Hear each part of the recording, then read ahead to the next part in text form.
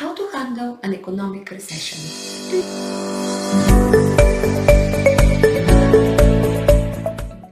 Hello everyone, and welcome back to my channel. I'm your host Antoaneta, and in today's video I'll be talking about economic recessions. What is an economic recession? Recessions are business cycle contractions with a decline in economic activity. People are less willing to purchase items or goods, in which puts the market at risk. This is further amplified by global events like financial crisis, trade shocks, or bursting of economic bubbles. The UK hasn't been hit by an economic recession since the times of the Great Recession of 2009. What about today? What's happening today? The day of COVID-19 global crash. The contents of this video are based entirely on my personal experience and research. The things that I share here might have worked for me, but I cannot guarantee that they will do the same for you. Furthermore, I'm not a consultant, financial advisor, or an investment expert. As always, I would advise you to get in touch with a certified professional before introducing any significant changes to your lifestyle or budget. Does the economic recession affect you? This type of situation will affect everyone, the business leaders, the investors, the employees. The real questions that you should be asking is how much it will affect you. Whenever I find myself in a difficult situation, I always fall back to my number one rule: don't panic. Just like with COVID-19 outbreak, keeping calm is very crucial. When I say it's crucial, it's very vital. The more worried you are, the more mistakes you'll make. Here is a quick checklist of the things that you need to consider in order of importance: your health, your home, your emergency fund, your spending habits, your long-term plan. Again, your health, your home, your emergency fund, your spending habits, your long-term plan. Your health and well-being always come first. Don't give it to the stress. Stress is a huge health risk, and you always want to minimize it. Make sure that your insurance and healthcare plans are in order. Make sure that your insurances are all in order.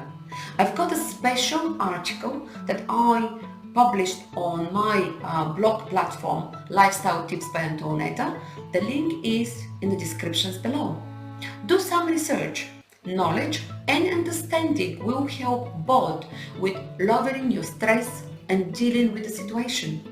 Catch up on payments if it's possible. Make sure that you are up to date on your mortgage payments and mitigate the potential risk of losing a property due to inability to pay off. Emergency funds. Create your buffer. Work on building a financial buffer by setting some money aside. It will give you peace of mind and something that fall back on if you don't want to use credit. Try to gradually build it up, at least 5 or more months worth of expenses held in a cash deposit. This money should be safe, reliable, and easily accessible. Practice budgeting. When faced with a crisis, you want to know exactly where you spend your money on a weekly and monthly basis. Know how much money is going inside your account and how much you need to pay. A quick look at your budget can show you which expenses you need to cut down on. Minimize your spending. The biggest money sinks for most households are phone and broadband bills, household bills, banking bills.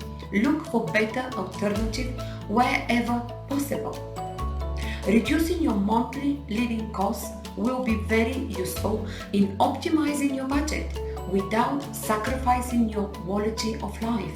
Additionally, how is a great time to review your borrowings, savings, and financial assets. Again, you should try to get the best deals available. current accounts. Financial difficulties often force people to slip into overdraft without realizing it. Borrowing rates between providers can vary dramatically. Spend a few hours to read up on your options and see if you can get a better deal. Capitalize on your savings and investments. Sudden market changes, combined inflation risk can quickly devalue your assets. Inflation can also eat into your purchasing power. Try to get most out of your investments before a crisis hits. Additionally, you should avoid making significant investments right before an expected recession. Remember, nobody has a way of accurately predicting how the market will change. Nobody can time the market.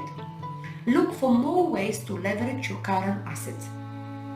If you have any available properties or other assets that you are holding off on, now is the time to put them in play. The more resources you can prepare, the better off you'll be. Take the rate rises into account. With finance, you always want to think long term. Avoid long-term mortgage or loan commitments. Avoid long-term mortgage or loan commitments. Remember this very well. Even the most affordable of loans, low interest or interest-free ones, can still drain precocious resources. Look for affordable repayment plans. Consider your options very carefully. The best choice is to start repaying as soon as you can. The rates can go up and you would want to use sharper repayment plans if possible. The key here is being proactive, not reactive. So remember that. Being proactive, not reactive. You want to get as much of your debt out of the way as quickly as you can.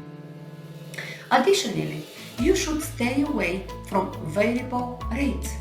Look to overpay your mortgage. If possible, you need your properties to have equity. If you don't have enough equity, your properties will be at risk. If the prices go down even by 10%, you may realize that you owe more than your property is worth. Negative equity also makes remortgaging and moving properties very difficult. Overpaying your mortgage will help you to avoid that. It will reduce your overall debt and help you gain equity. Bonus tip: always check your lender's rates first. Overpaying can sometimes cost you unexpected fees. Do your own research. Remember, I'm not an advisor. If you aren't very interested in finance, this one may be a bit difficult. Still, I believe that is one of the most important things that you can do. Sit down and start researching. See what the experts are saying. If you don't understand the terminology, look it up. As always, everything is online. There are some excellent resources online, and a lot of them are completely free.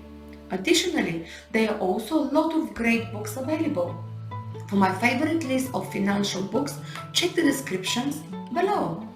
After you get a good understanding of the financial pictures, start keeping track of the press. Read the new publication and look for critical news, like government-related posts, policy changes, new legislations, large company changes. This is really important for you, and that about sums it up for today. I hope you found this video helpful, and if you did, please don't forget to give it a thumbs up and share with your friends and families.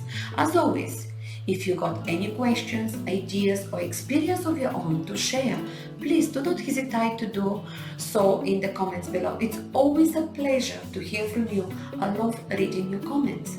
So, thanks for watching, and until next time, Stay green and motivated.